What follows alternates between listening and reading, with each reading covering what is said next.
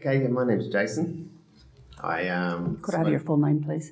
Jason Trevers. Thank you. I'm here representing Alice Springs community, my friends and my family. Thank you. So, sorry, we have you down as representing Central Australian Crack Free Alliance. Is that incorrect? I'm affiliated or connected with that, so I wouldn't say it's incorrect. But Or yeah. who are you speaking on behalf of today? Just yourself or CAFA? I think there's other members speaking for CAFA, so I'll speak on behalf of myself and family and friends. No, thank you. All right. So as I said before, I presented here in the first round, and after that first round I had a really good feeling that this inquiry had the right approach, had the ability to hear the public and is truly independent. After I read the interim report, I was shocked to see how misguided the inquiry had gone. I'd lost many hours sleep over it. So looking at different sort of sections, there was section 7411 within the report states that the risk to water flows will be likely to be low in arid areas of the Northern Territory from the extraction. And there was a sort of guide that there was very little spring or ground-fed water in these areas. But in my experience in knowing local geology around here, there's a lot of spring-fed or groundwater-fed areas. And the inquiry needs to know the facts before it can make a judgment as to whether water is likely to be affected. Parks and wildlife, Aboriginal elders, pastoralists with local knowledge should be consulted. If Aboriginals and animals survived in the arid regions, there must be permanent water sources, and water sources are likely to be that from the ground. Dropping water pressure and or water levels will affect these sources. Depressurising large scales on the aquifers could result in aquifers being contaminated with neighbouring salt levels. And part of the start of the inquiry said based on current regulations. Well, currently where we've had the Palm Valley operation going, they have trucked millions of litres of water into Lake Lewis and dumped it there of untreated, untested product water in current regulation standards.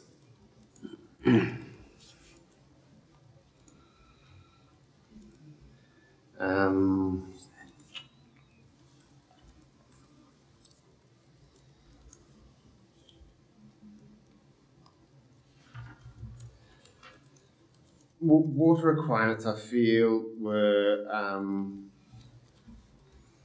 underestimated. The Department of Environment and Natural Resources submission to the inquiry on page 6 said to 2 to 2.5 megalitres per stage would be used. The panel notes that 1 to 2 megalitres of water is required for each stage of the fracking, and at least 20 stages of fracking are likely. So, being a businessman, in my experience, it's always better to slightly overestimate a quote than greatly underestimate. Given we're working with water and the survival of the entire region, let's use a 2.5 megalitre per stage, considering we were looking at least 20 stages. So if we were to do a 50-stage frac, we would use 50 megalitres per frac plus 1 megalitre for drilling. A 10-well pad would use 510 megalitres. That's 204 Olympic-sized swimming pools of water. If we get 30% flow back, we'll have 153 megalitres. That's 61.2 Olympic-sized swimming pools of contaminated wastewater. Then a daily flow product rate, potentially as high as 4,500 litres per day. For 10 wells, that's 4,500 litres a day. And then 1,350,000 litres of product water flowing per month.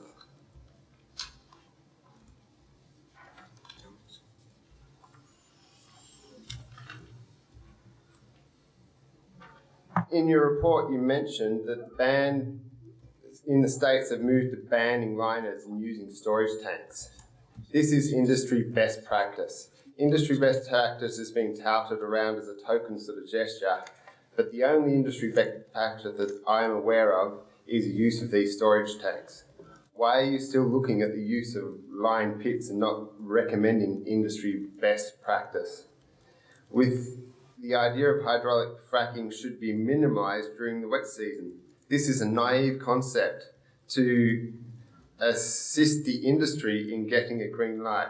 What if the pits are full, 60 plus Olympic-sized swimming pools worth for one frac pad, continuing to receive daily product water, and the wet season in the north was to deliver more than 2,000 millimetre provision for a 1 in 100 year rainfall? In the current climate, we're experiencing consistent record-breaking events. Injection is not permitted and treatment is not possible or economically viable. Palm Valley in their economic impact statement were required to build a sump to be constructed of adequate size to contain any waste liquids. The sump they built was not close to being adequate. The company, Magnolian Petroleum, hired a local company to truck untreated, untested product water to Lake Lewis.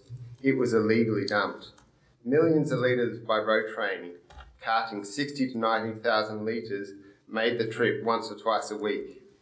In the Morini, 30 wells have been fracked, which could produce about 450 megalitres of flowback, 180 Olympic-sized swimming pools. Richard Cotty mentioned in his presentation to you last time, there was a swimming pool's worth of flowback at Morini.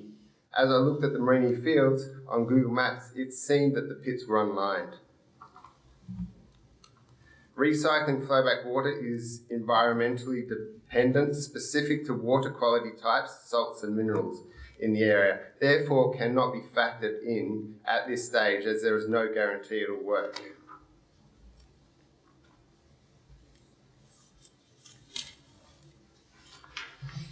Refracking is a commonplace practice after wells productivity has dropped off, which usually can occur within the first year or two. In North Dakota, I've heard of wells being fracked 20 to 30 times. US areas are claiming 18 refracts, more commonly 10. Let's be conservative and say on average, wells are refracked 33 times in their life. That would mean 50 megalitres by 3 plus the 1 megalitre for drilling, which would come to 172 Olympic-sized dams for the 1,200 wells, which is unlikely. 1,200 wells would only extract about 2% of the total predicted achievable gas for the field, using the spacings of the pads, which would use about 80% of the land claim according to the models that was used within the article.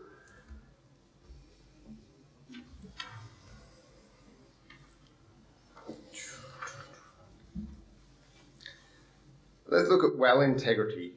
Acknowledging there is considerable evidence, you started in section 5.23, acknowledging that there is considerable evidence to indicate well integrity is an issue for the shale and gas industry. I'm with you there. Just like to get an idea of time I've got left, please. You have 20 minutes. 20 minutes. Until you get the dreaded red card. Yeah.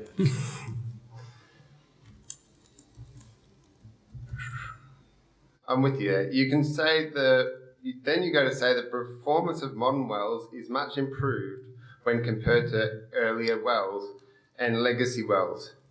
You then quote reference 13 from the Proceedings of National Academy of Sciences, a scientific publication. The article was written by 4 renowned, highly regarded scientists, one of them being Anthony Ingreffa. The article states their findings of analysing scientific data of casing and cement impairment in oil and gas wells can lead to methane migration into the atmosphere and or underground drinking water sources. The analysis of 75,000 1,000 compliance reports for 41,000 conventional and unconventional oil and gas wells in Pennsylvania drilled from the 1st of January 2000 to the December 31st of 2012. You quoted their findings indicated a six-fold higher incidence of cement and or casing issues for shale and gas wells compared to conventional wells. Their data showed that wells drilled spudded before 2009 had similar failure rates as wells drilled after. Unconventional wells spudded in the northeast region of Pennsylvania 2009, 2,714 wells show a similarly high rate of occurrence, 9.18% of casing cement failure. APIA seem to have huge pressure to convince you otherwise, to give you skewed or misleading data that is not close to reality or worldwide data documented by peer-reviewed scientific articles.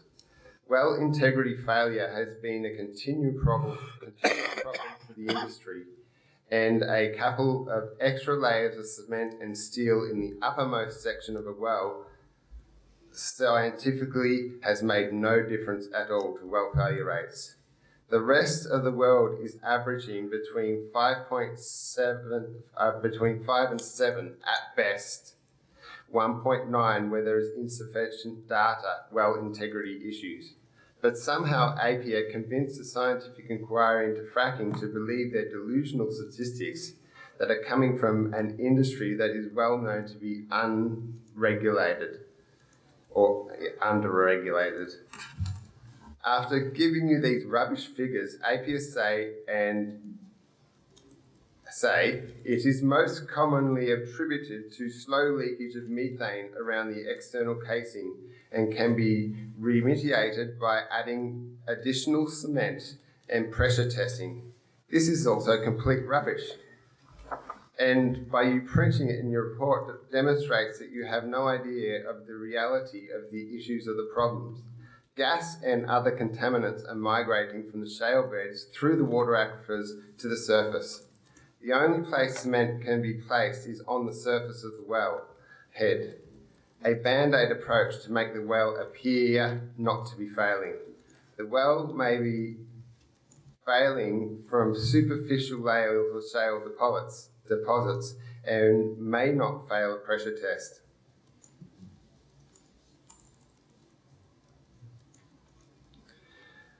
The reality is failing well integrity will continue to get worse. Loosened cement particles sandblast a path, making it a bigger, exposing and corroding steel.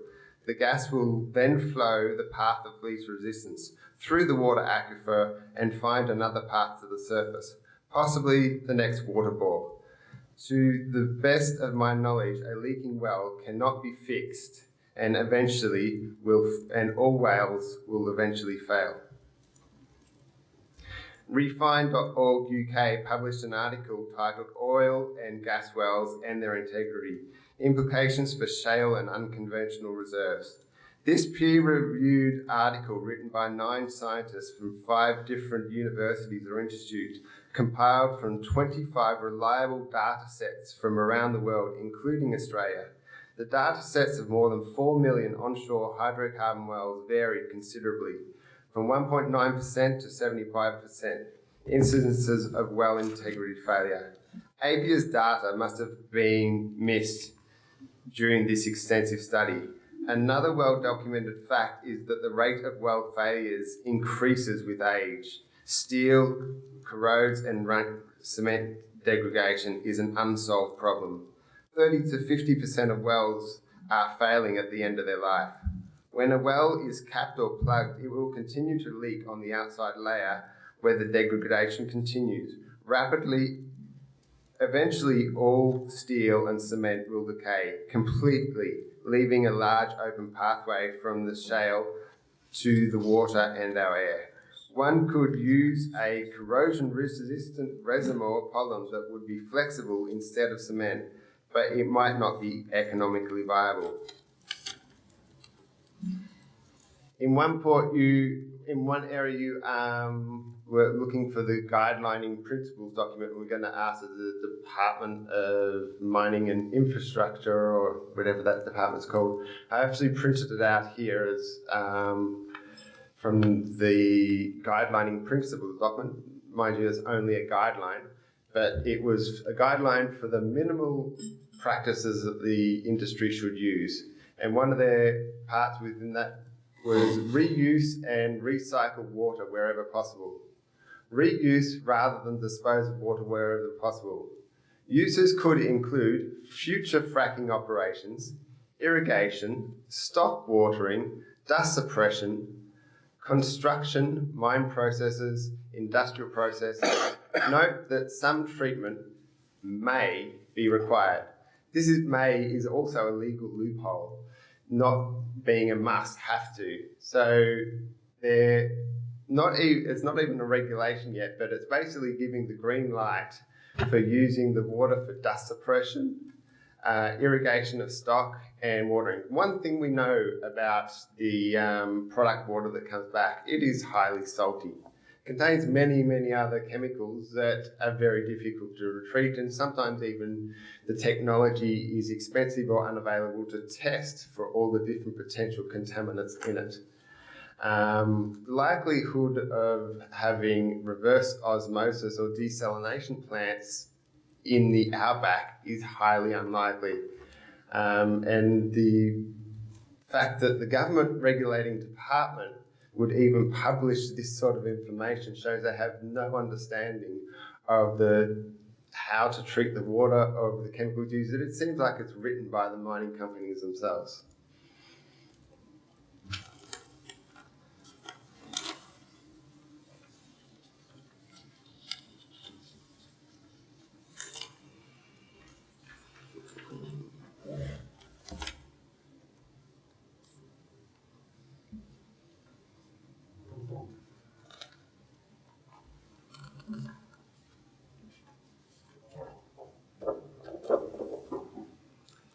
Thank you.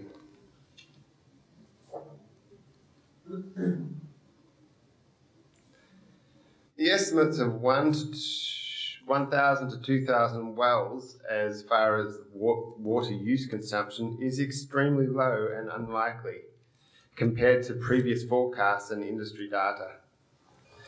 In Australia, we have the ability to drill a lot more than 1,200 wells in 25 years. In 2013 to 2014 in Queensland, 1,634 wells were drilled. By the middle of 2015, the East Coast had 5,027 wells drilled. By the middle of 2013, the East Coast had 5,072 wells drilled, and by the end of 2015, we had 7,033 wells.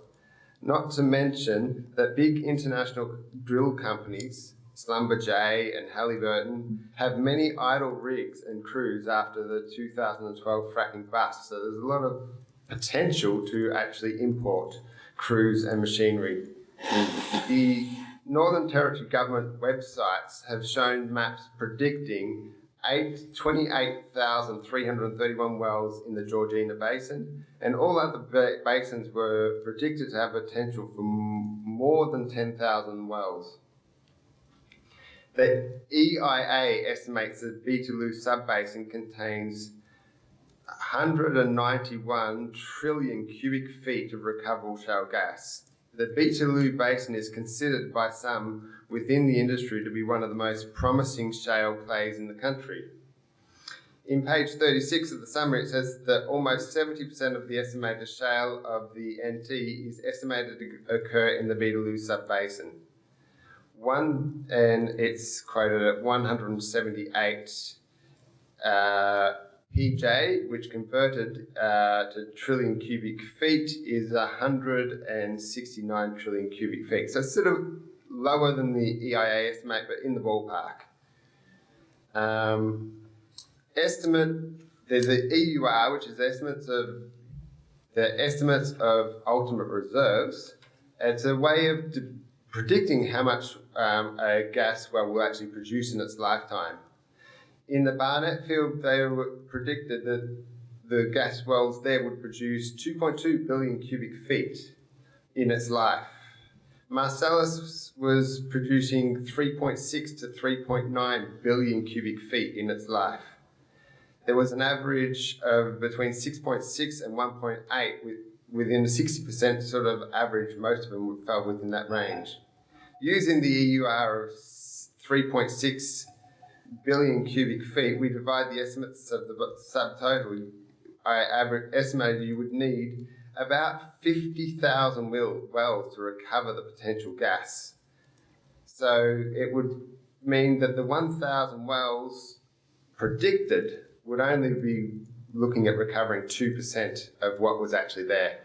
And I'm pretty sure the mining sort of companies, when they're sort of getting together in their meetings, they're not sort of thinking, how much gas can we leave for the future generations? Okay, I've got 5 minutes left. I want to play a video that I brought in and submitted to the panel last time that I was here. Okay. Second myth, with a kernel of truth. Fluid migration from faulty wells is a rare phenomenon. It's true, it's rare. What's your definition of rare? Is this the one? It's the one, but I was going to fast forward to 13 minutes and 30 seconds. Okay, so we can't fast forward on the presentation. So did you want to instead, we'll make sure that the entirety of the presentation is loaded. With a kernel of truth. Fluid migration. All right, well, given that we're now down to the final minutes, what we'll do is we'll put, if it's with your consent, the entirety of that video. I believe it's already, you've already submitted it? Yes, You've already submitted it, then it's already on our website? Yeah. In which case, perhaps you can just give us a summary of the segment that you wanted to show, an oral summary, please. Okay, but basically Dr. Anthony Infraga was pointing to the fact that the industry know that the extra layers of cement and casing do nothing to actually reduce the effects of well failure. They have it in a lot of their documentation of the journals that they keep. He went through a lot of the environmental impact statements and infringements and basically correlated a lot of the data, similar to what a lot of the other scientists have done with a lot of the other things I've referenced, but basically said that the industry know that there's no difference, and they're basically doing a whole propaganda sort of saying that, hey, we've got new improvements. We failed before, we were learning, but we were experimenting in your backyard, but now we've got it all under control and it's all good, when they know that it's not. And that's using industry facts and sort of data. And he explains a lot about how the wells corrode with the fact that the cement gets pumped down through the piping ways all the way through the end. Where you want the biggest bond is right at the top of the pipe near your water. That concrete gets pumped kilometres and then it comes back through and it mixes with all the contaminants, dirt, the edges of hundreds of different types of rocks, so that by the time you get to the top, if you don't get a lock-up, because there's a lot of time pressure, it's millions of dollars a lot of dollars per minute. So you need to add additives to actually make the concrete set at a certain rate. If that judgment is wrong, you get what they call a lockup, where the concrete doesn't get to where you want. Shallow gas shale levels can then get access to the pipe straight up through to your water supply. And it's generally the outside layer between the cement and rock, which is actually where you get most of your failures. So an extra couple of layers doesn't make any difference in the well failure rates.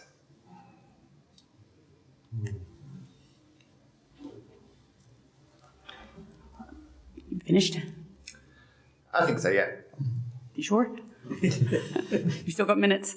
I've still got minutes. Okay, let me double check then.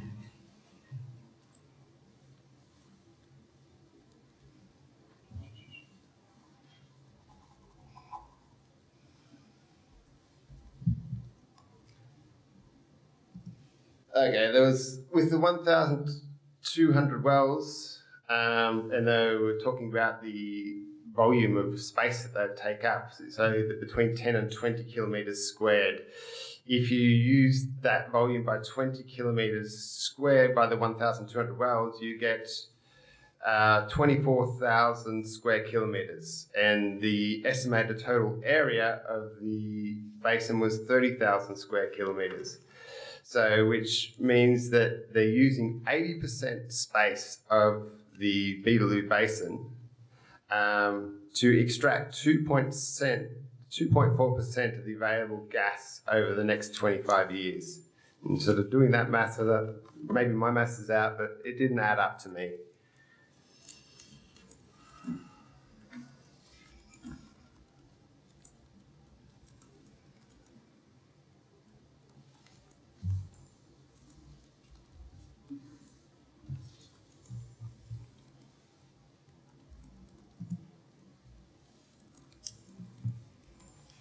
You're probably now out of time. Good. Yeah. Was there any concluding remark that you wanted to make, Mr. Trevers? Yeah, just I don't believe that the industry's at a level where we're ready to trust.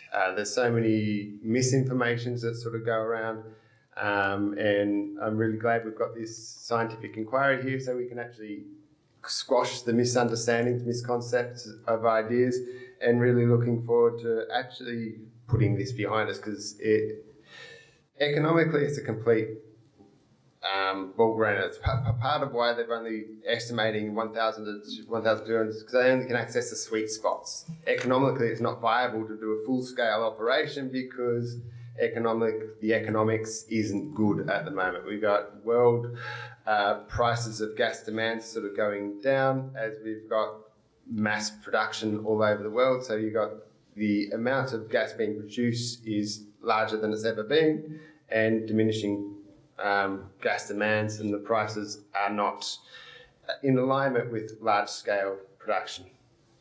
Thank you. Mr. Trevers, just before I open up questions to the panel, I did want to just perhaps, as a matter of fairness to the panel, correct one thing that you said.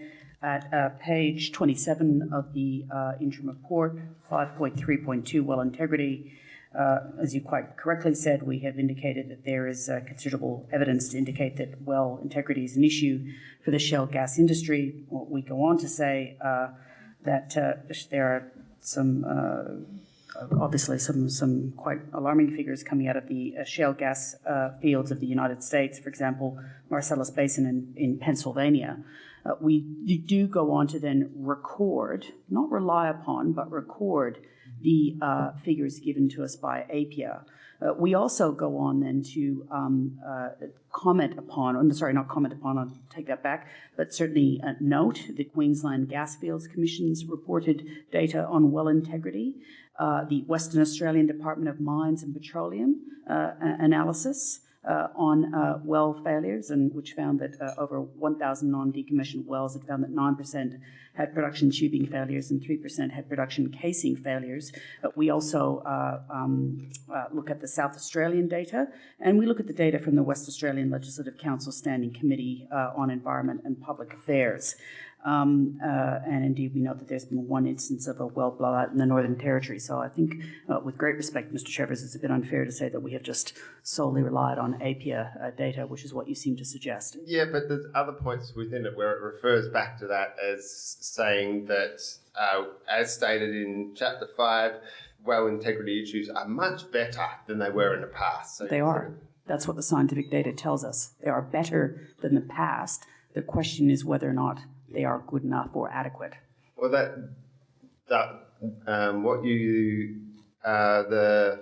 was it number 13 in the references there, which you quoted, was actually presenting saying the data shows it's actually worse post-2009 than prior. So reference 13 there is actually saying the opposite. Any questions from the panel? Oh, yes, Dr. Beck. Firstly, thank you for your presentation, and it's good that you've done some sort of calculations and maths. I appreciate that, and I think that's to be commended. I just note that on your calculation, 50,000 wells that could be developed. That's based upon an estimate of, I think, what's called prospective resources that you quoted, which was, I think, about 169 trillion cubic feet. Well, just to provide some context for that, prospective resources includes, firstly, reserves, which are commercial. It includes contingent resources, which may be potentially commercial, and prospective are perhaps unlikely in total to be recovered.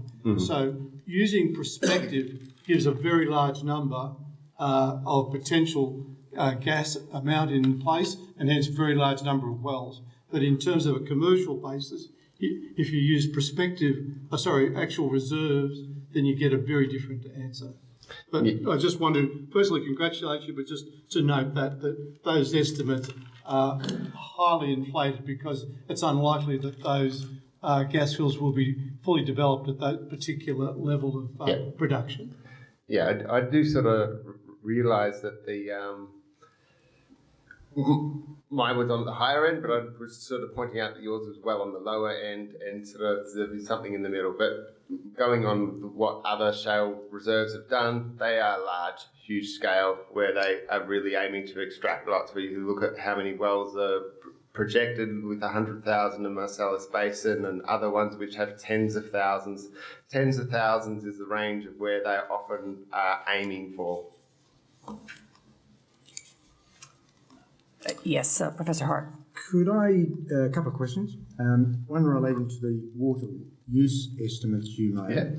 I'm afraid you went too fast. I couldn't get my head around those, but it'll be in the evidence. Yeah. But I just wanted to get your feeling. I mean, you worked on the high side, fine, that's okay, and came up with numbers. Yeah. But you, to put it into context, you need to compare it with the resource that is potentially being going to be tapped. Yes. So did you do that? Well, I didn't hear that in your assessment. The resource that was going to be tapped as far as the groundwater resource, yeah. The groundwater resource. The Cambrian limestone aquifer. I mean, if the industry is likely to pay out X, and the resource is X, it's bad news. You couldn't allow it to occur. Yes. If the resource is 100,000 times X, then you'd view it differently. So I just... Okay, that was definitely in your report, and you would have that right there in front of you to say what but bearing in mind these are estimates. There's no meter that says this is how much flows are going in. I did see somewhere that you're expecting 2% recharge rate from the rainfall that actually comes, so a lot of it's evaporative and a lot of it runs off. So okay. I think the other comment on that one is in the estimates, and admittedly this is pretty rubbery at the moment in terms of what industry is likely to use, but the other part of an equation of how much water they're using is how much they can recycle. Yes. How much the flow back and so forth. And we're certainly seeking that sort of information. We sought it from Santos, when was that? A couple of days ago in Darwin. And we'll certainly seek it from the other companies. So we've got to put that into the equation. The other point that I just wanted to question, I suppose, was you made some comments on how much refracking was likely to occur. yes. Again, I can't remember what you said, but it just seemed to me they were high. So I did hear high versions, but in my calculations I put it down to maybe 3 refracts within a lifetime, because after a year or two, the productivity of the wells go right down. I mean, it takes many thousands, millions of years for all the gas to come out of the shale into the little cracks. You frack it, you open up, and all the gas is in those cracks, it gets sucked out, and then all of a sudden, over time and pressure, the cracks close up as well. So when you refrack, you can refraction new ones, and then you get a whole new stimulation. So the graph sort of looks at has a top area here, production line, and as the years go by, it just sort of bottom loads out. So you get a very low yield years into production. So Yeah, refracting. that's hypothetically what occurs, and it certainly occurs in some, but not all. So I guess the evidence that you're presenting, 3 over a lifetime, where does that come from? Does it come from shale fracking, or? I was looking in Marcellus Basin where they've been doing a lot of shale fracking in through there. Sure. So yeah. Okay. And So will you put that in your written, where you got that? Yeah. Those numbers from? Okay, thanks very much. Yes, Dr. Jones. I was just noting your opening comment about this issue of surface water and its use thereof, and relating it to the southern regions down here and how important that is. I was just looking at the report to refresh my memory as well, cool. And it does refer specifically to the Beetaloo Basin, where I'm certainly aware that in this part of the world, the issue of springs coming off the mountainsides and so on is really very important. But our comment is specifically rated in there to the Beetaloo area, so rather than down here. There was definitely that, but on the end of that sentence, it did say arid lands, and I did omit part of that sentence about the Beetaloo, but it did also have a reference to the arid lands. I believe our reference was specifically to the Beetaloo in making that comment. Just the second comment about the rate of drilling, you used an analogy with the CSG fields in rate of drilling. Well, that's perhaps an unfair comparison because those are simple vertical wells only down to about 600 metres, where we're talking much more extended drilling with very specialised drilling equipment, and there's not many of those rigs available. And even for deployment from the US, we gather that those rigs are largely tied up.